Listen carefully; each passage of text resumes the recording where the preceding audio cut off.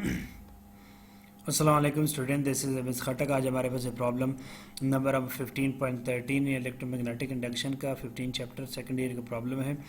तो प्रॉब्लम देखते हैं हमारे पास क्या कहता है। 15.13 it is desired to make an AC generator that can produce an EMF of maximum value 5 kV, 5 kilowatt with 50 hertz frequency. A coil of area 1 meter square having 200 turns is used in armature. What should be the magnitude of the magnetic field in which the coil rotates? क्या कहता है कि हमारे पास एक AC generator हम बनाना चाहते हैं जिसकी हमारे पास जो EMF हो मैक्सिमम वैल्यू हो वो 5 kV हो, 5 किलोवाट हो और उसमें जो फ्रीक्वेंसी हो उसकी वो 50 हो। अब कॉइल और उसका जो कॉइल का एरिया अगर हम रखें 1 मीटर स्क्वायर और जो उसमें टर्न हमें रखनी है वो 200 है, ठीक है।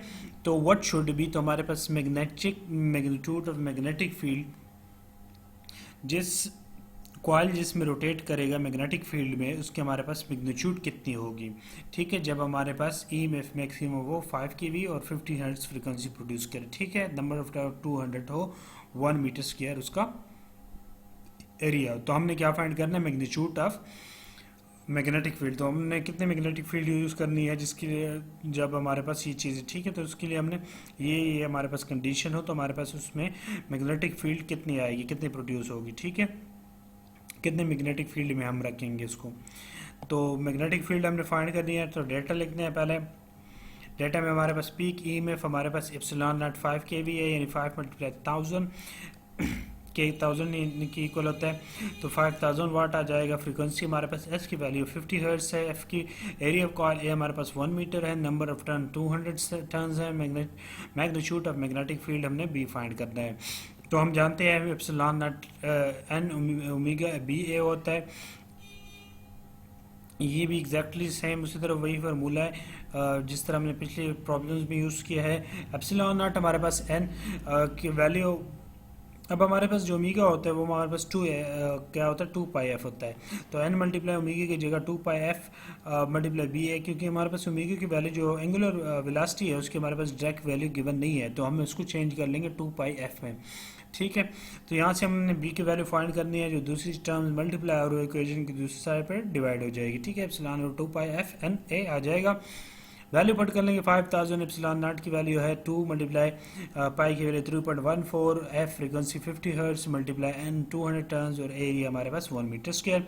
तो यहाँ से हम इसको सिंप्लीफाई करेंगे तो हमारे पास जो आंसर है वो 0.0796 आ जाएगा और B की वैल्यू हमारे पास 0.08 टेस्ला आ जाएगी। अप्रॉक्सीमेट की वैल्यू लिखेंगे तो ये हमारे पास उस मैग्नेटिक फील्ड, इतने मैग्नेटिक फील्ड में हम उसको रोटेट करेंगे, ये हमारे पास मैग्नीट्यूड होगा, ठीक है। तो नेक्स्ट प्रॉब्लम, ये हमारे पास आंसर आ गया। नेक्स्ट प्रॉब्लम हमारे पास पर 15.14 है। क्या कहता है, the back EMF in a motor is 120 watt when the motor is turning at 1680 revolution per minute. What is the back EMF when a motor turns 3300 revolution per minute? एक motor है जिसमें हमारे पास जो बैक EMF है उसको 120 वाट है और उस मोटर में जो टर्निंग हो रही है वो यानी 1618 रिवोल्यूशन 1 मिनट में हो रहे, ठीक है। 1 मिनट में इतने टाइम वो रिवॉल्व कर रहा है। और अगर तो दूसरा हमारे पास कंडीशन क्या है कि अगर हमने मोटर एक ऐसा बनाना हो जिसमें हमारे पास 600 एक मिनट में रिवोल्यूशन हो, तो उसके लिए हमारे पास जो बैक EMF की जो वैल्यू है वो हमारे पास कितनी रिक्वायर्ड होगी, ठीक है। 1680 रिवोल्यूशन पर मिनट के लिए हमारे पास देखो EMF 120 है और तो 3360 रिवोल्यूशन पर मिनट हो तो उसमें हमारे पास EMF की वैल्यू क्या होगी, देखते हैं हमारे पास कितनी आती है। तो उसके लिए हम क्या करते हैं, डेटा लिखते हैं। बैक EMF हमारे पास E एप्सिलॉन 1 है, तो 120 इनिशियल एंगुलर वेलोसिटी ओमेगा 1 जो हमारे पास 1680 रिवोल्यूशन पर मिनट है और E is final angular velocity omega F 3360 revolution per minute है। बैक EMF में मोटर टर्न्स, तो दूसरी हमने जो बैक EMF जिसके लिए हमने फाइंड करनी है तो वो हमारे पास क्या है, 33360 रिवोल्यूशन पर मिनट, के लिए हमने E2 यानी बेक EMF फाइंड करनी है। इसको हमने E2 का है, पहले वाले को हमने E1 का है।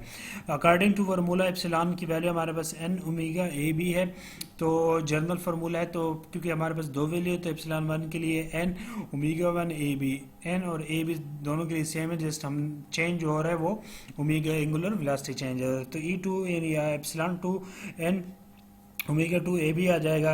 अब डिवाइडिंग इक्वेशन 1/2 करेंगे, एप्सिलॉन 1 और epsilon 2 n omega 1 A B और n ओमेगा 2 ए बी, ये डिवाइड करेंगे तो n ए बी कैंसिल हो जाएगा, तो हमारे पास एप्सिलॉन 1 और एप्सिलॉन 2 हमारे पास ओमेगा 1 और ओमेगा 2 रह जाएगा।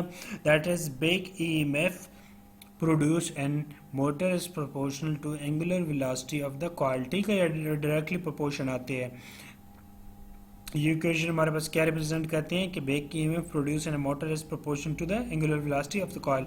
ठीक है, जो EMF प्रोड्यूस होते हैं बेक EMF मोटर में, वो एंगुलर वेलोसिटी के प्रोपोर्शनल होती है कॉइल की। ठीक है, तो यहाँ से हमने E2 फाइंड करना है, तो E2 ये है हमारे पास, ये हमारे पास इधर मल्टीप्लाई हो जाएगा और ये हमारे पास ओमेगा नीचे आ जाएगा और ये हमारे पास ऊपर मल्टीप्लाई हो जाएगा, ये एक्सचेंज हो जाएगी। ठीक है, E2 की वैल्यू हमारे पास epsilon 2 is equal to epsilon 1 multiply omega 2 और ओमेगा 1 आ जाएगा।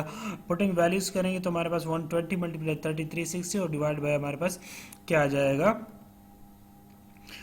1618 आ जाएगा, तो हमारे पास E2 की वैल्यू 240। तो जब हमने क्या चीज़ डबल की, ये चीज़ जब हमने बेक EMF जो रिवोल्यूशन पर सेकंड जो वैल्यू हमने डबल की है ना एंगुलर वेलोसिटी से, तो हमारे पास जो EMF बेक EMF की वैल्यू है वो भी ऑलमोस्ट हमारे पास डबल हो गई। देखो 120 थी तो ये 240 हो गई। तो ये हमारे पास, ये पहले हमारे पास 1680 थी, उसको हमने इंक्रीज़ किया था 3360, तो ये हमने इंक्रीज यानी डबल करने से तकरीबन ऑलमोस्ट, हाँ ये डबल ही है। ठीक है, तो ये हम करने से हमारे पास ये वैल्यू जो ये वैल्यू भी हमारे पास डबल हो गई। ठीक है, तो ये था आज के हमारे पास problem. Next problem next video में। अगर आपको मेरे वीडियोस वगैरह से मदद मिलती है, चैनल को सब्सक्राइब कीजिएगा, लाइक कीजिएगा, कमेंट्स कीजिएगा, फेसबुक पेज को फॉलो कीजिएगा, लिंक डिस्क्रिप्शन में है। आज के लिए इतना काफ़ी। Thanks for watching.